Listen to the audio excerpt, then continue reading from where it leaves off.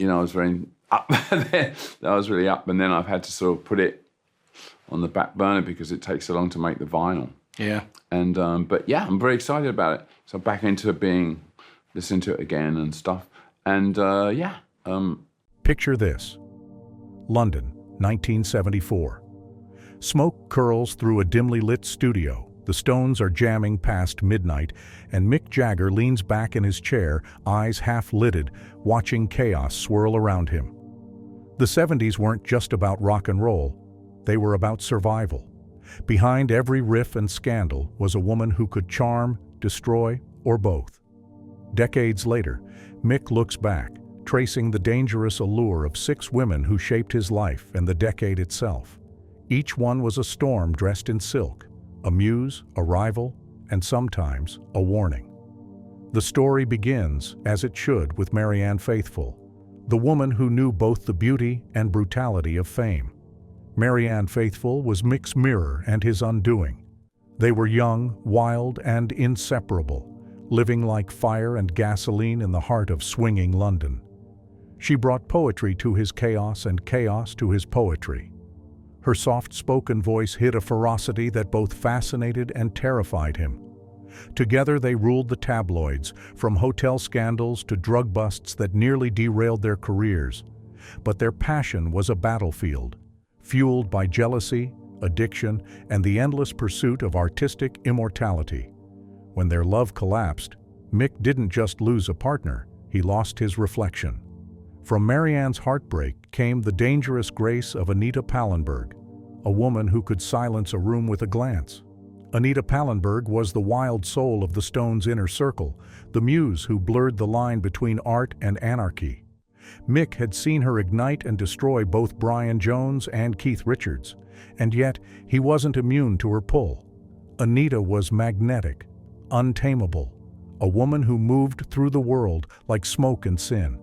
She embodied the spirit of the 70s, beautiful, brilliant, and reckless. Mick admired her as much as he feared her, knowing she carried power most men couldn't understand. Her presence haunted him, a reminder that control was an illusion, even for the biggest rock star on earth. But the 70s rolled on, and with it came another kind of danger, elegant, mysterious, and undeniably American. Bianca Jagger. When Mick met Bianca, it wasn't love at first sight. It was recognition, as though 2 storms had finally collided. They were reflections of each other, ambitious, magnetic, and impossible to contain.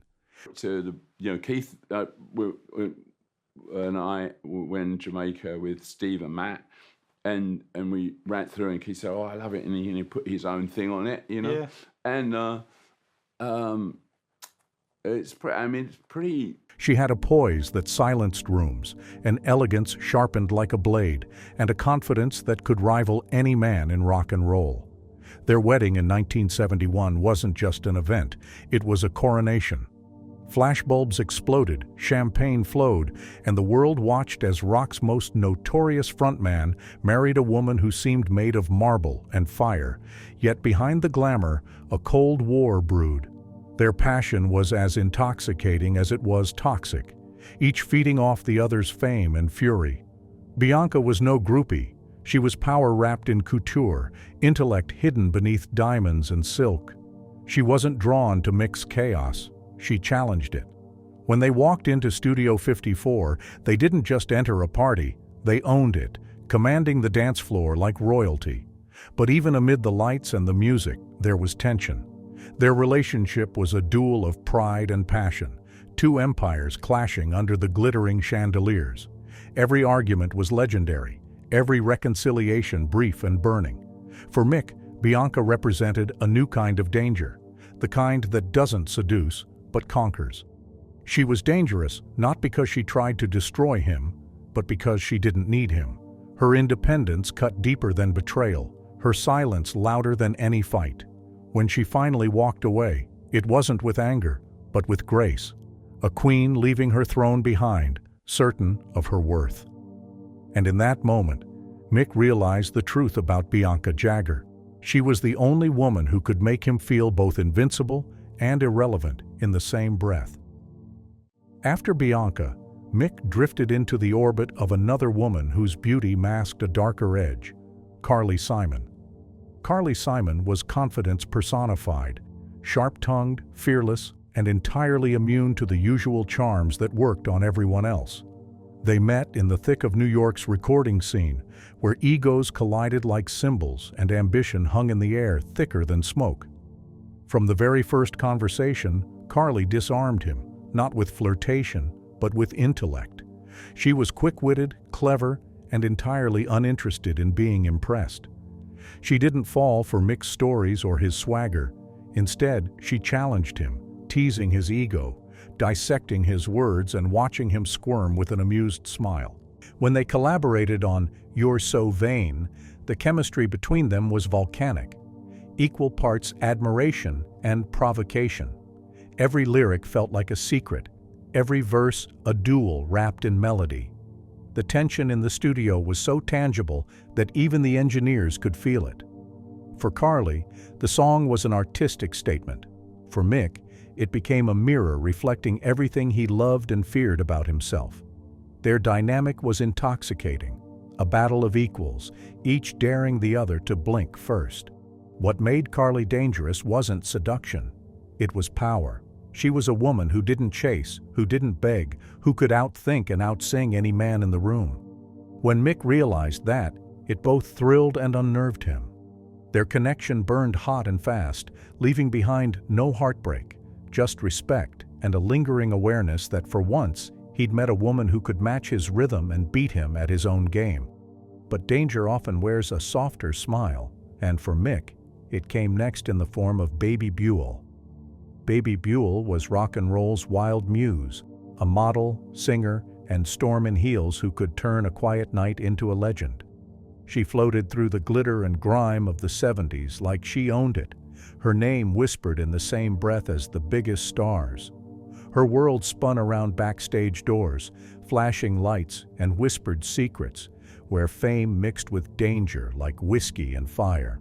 Mick and Bebe's paths crossed at a party that blurred into sunrise, a night of music, laughter, and the kind of reckless connection that only happens when two people recognize a piece of themselves in the other. Their chemistry was undeniable, electric, but fleeting. She was unpredictable, untamed, the kind of woman who could make a man feel immortal one minute and invisible the next. For Mick, she was a spark of youth in a life already overloaded with indulgence, a reminder of what it felt like to lose control and enjoy it.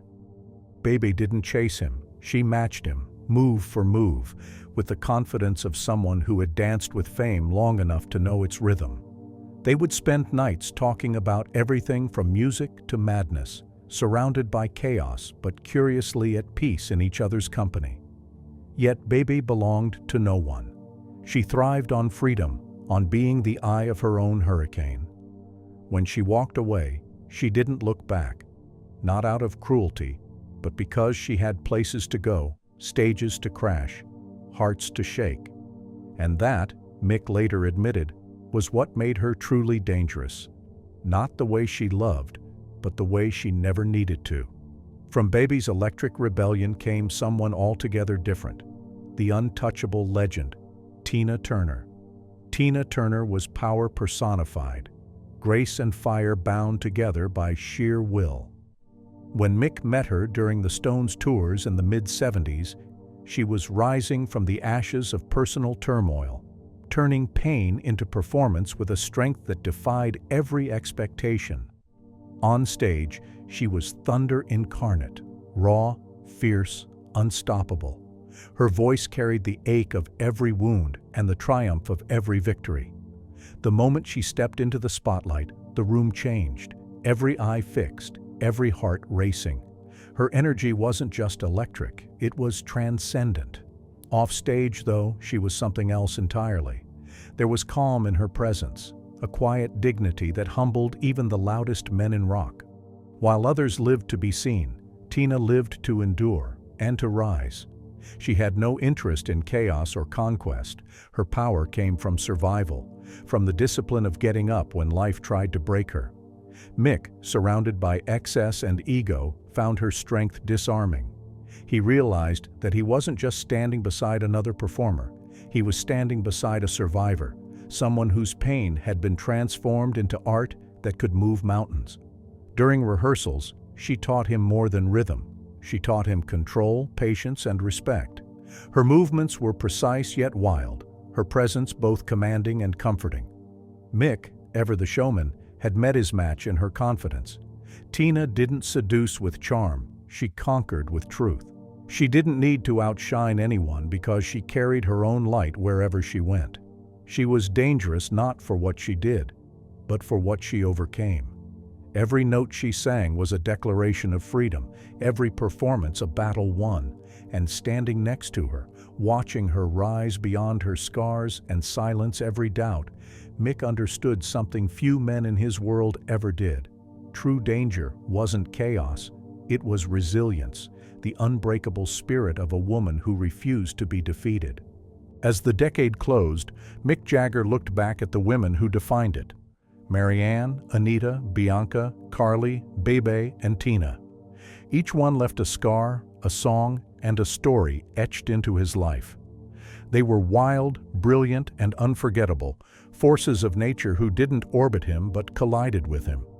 Some broke hearts, others rewrote the very rules of fame, power, and desire. But together, they shaped the man behind the swagger, the artist who learned that passion without pain is just performance. Even now, when Mick steps onto a stage and the lights explode like fireworks over a city that never sleeps, he feels their presence in every chord, every lyric, every breath. Their shadows linger in the rhythm, their voices echo in the silence between verses. These dangerous women of the 70s weren't his downfall, they were his awakening. They taught him that danger isn't always destruction. Sometimes it's the spark that forces reinvention. They were the muses who turned his arrogance into artistry, the heartbreakers who turned his songs into confessions. And as the crowd roars and Mick flashes that timeless grin, he knows one thing for certain. The sharpest edge in rock and roll was never the guitar. It was love, sharpened by the women brave enough to challenge him.